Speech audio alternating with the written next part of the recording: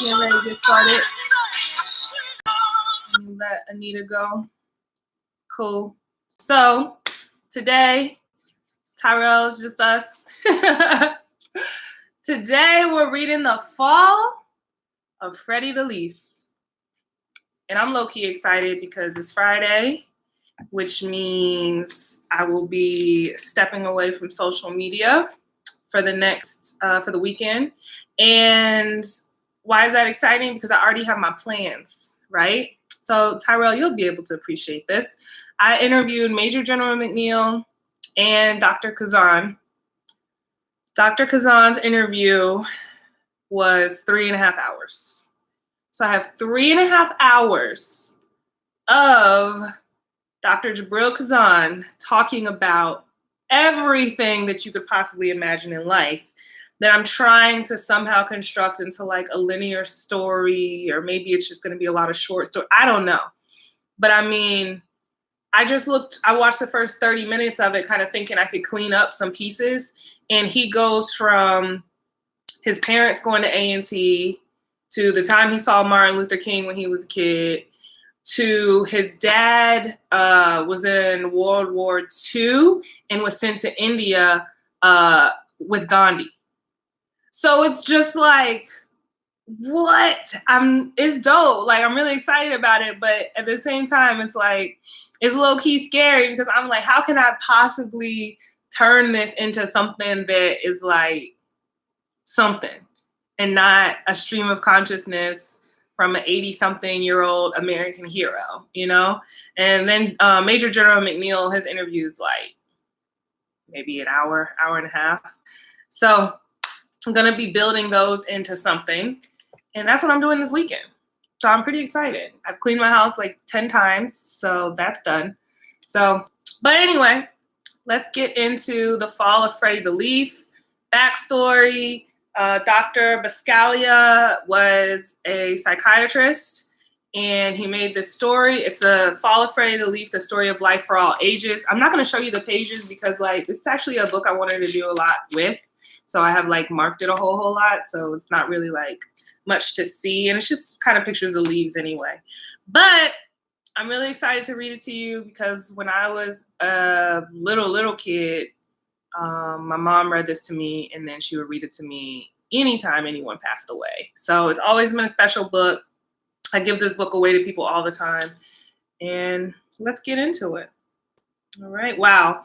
The price for this book on here says $7.95. Let's see when the copyright was.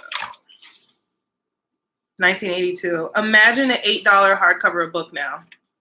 Because the book I read, you guys recently, Ray Diallo's book, is about the same size, maybe a little thicker. I think that book was almost $30. So here we go. Fall of Freddie the Leaf.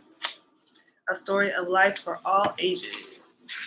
Dedicated to all the children who ever suffered a permanent loss, and to the grown-ups who could not find a way to explain it. This story is also dedicated to Ronald, Christina, Meredith, Stephanie, and Julia, who are actively engaged in the spring of their lives. Also, Barbara, my editor for the past 10 years, who will always be the most loved and valued leaf on my life's tree. All right. Spring had passed, so had summer. Freddie the Leaf had grown large. His midsection was wide and strong. His 5 extensions were firm and pointed. He had first appeared in spring on a small sprout on a rather large tree branch near the top of a tall tree. Freddie was surrounded by hundreds of other leaves that seemed just like himself, or so it seemed. Soon he discovered that no 2 leaves were alike, even though they were on the same tree. Alfred was the leaf next to him. Ben was the leaf on his right side, and Claire was the lovely leaf overhead. They had all grown up together. They had learned to dance in the spring breezes and bask lazily on the summer sun and wash off in the cool rains. But it was Daniel who was Freddie's best friend, and he was the largest leaf on the limb and seemed to have been there before everyone else. It appeared to Freddie that Daniel was also the wisest among them. It was Daniel who told them that they were a part of a tree. It was Daniel who explained that they were growing in a public park.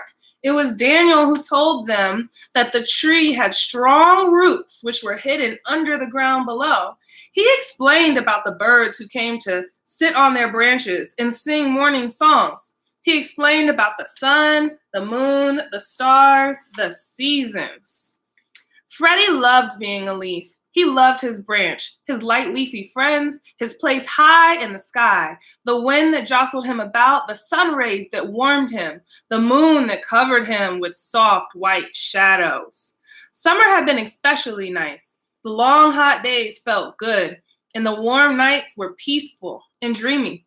There were many people in the park that summer. They often came out and sat under Freddie's tree. Daniel told him that giving shade was part of his purpose. What's a purpose? Freddie had asked.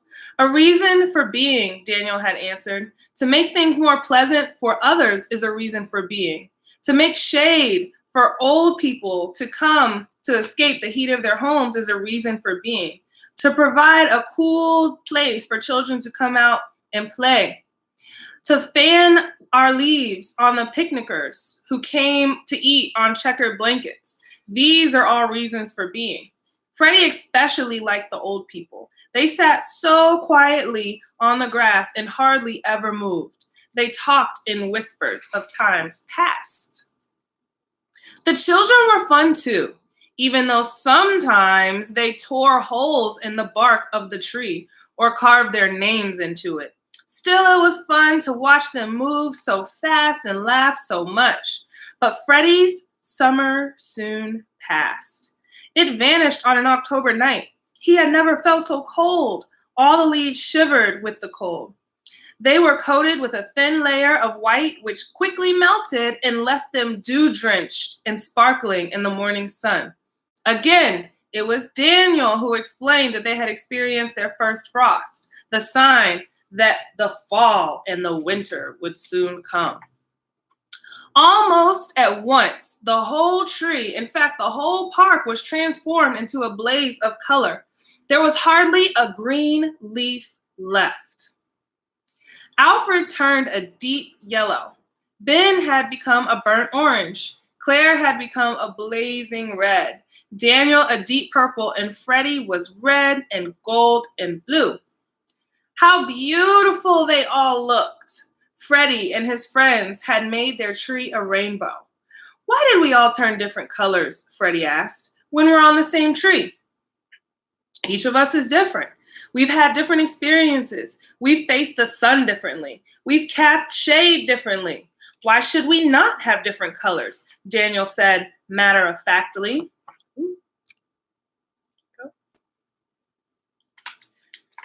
Daniel told Freddie that this wonderful season was called fall. One day, a very strange thing happened. The same breezes that had in the past made them dance began to push and pull at their stems, almost as if they were angry. This caused some of the leaves to be torn from their branches and swept up in the wind, tossed about, and dropped softly to the ground. All the leaves became frightened. What's happening? They asked each other in whispers. It's what happens in fall, Daniel told them. It's the time for leaves to change their home. Some people call it to die. Will we all die? Asked Freddie. Yes, Daniel answered. Everything dies, no matter how big, how small, how weak, or how strong. We first do our job. We experience the sun and the moon, the wind and the rain. We learn to dance and to laugh. Then we die. I won't die, said Freddie with determination. Will you, Daniel? Yes, answered Daniel, when it is my time. When is that? Asked Freddie. No one knows for sure. Freddie noticed that other leaves continued to fall. He thought, it must be their time. He saw that some of these leaves lashed back at the wind before they fell. Others simply let go and dropped quietly. Soon the tree was almost bare. I'm afraid to die, Freddie told Daniel. I don't know what's down there. We all fear what we don't know, Freddie. It's natural, Daniel reassured him. Yet, you were not afraid when spring became summer. You were not afraid when summer became fall. They were natural changes. Why should you be afraid of the season of death? Does the tree die too? Freddie asked. Someday, but there's something stronger than the tree. It's life. It lasts forever, and we are all a part of life. Where will we go when we die? No one knows for sure. That's the great mystery. Will we return in the spring? We may not, but life will. Then what has been the reason for all of this? Freddie continues to question. Why were we here at all, if only to fall and die? Daniel answered in his matter-of-fact way, it's been about the sun and the moon and the happy times together. It's been about the shade and the old people and the children. It's about the colors in the fall. It's been about the seasons. Isn't that enough? That afternoon, in the golden light of dusk, Daniel let go. He fell effortlessly. He seemed to smile peacefully as he fell. Goodbye for now, Freddie, he said. Then Freddie was alone, the only leaf left on his branch. The first snow fell the following morning. It was soft, white, and gentle, but it was bitter cold. There was hardly any sun that day, and the day was very short. Freddie found himself losing his color, becoming brittle. It was constantly cold, and the snow weighed heavily upon him. At dawn, the wind came that took Freddie from his branch. It didn't hurt at all. He felt himself float quietly, gently, and softly downwards. As he fell, he saw the whole tree for the first time. How strong and firm it was. He was sure that it would live for a long time. And he knew he had been a part of its life. And that made him proud. Freddie landed on a clump of snow. It somehow felt soft and even warm. In his new position, he was more comfortable than he had ever been. He closed his eyes and fell asleep. He did not know that spring would follow winter and the snow would melt into water. He did not know that what appeared to be his useless, dried self would join with the water and serve to make the tree stronger. Most of all, he did not know that there, asleep in the tree and the ground, were already plans for new leaves in the spring. The beginning. All right. Thank you so much for watching. I hope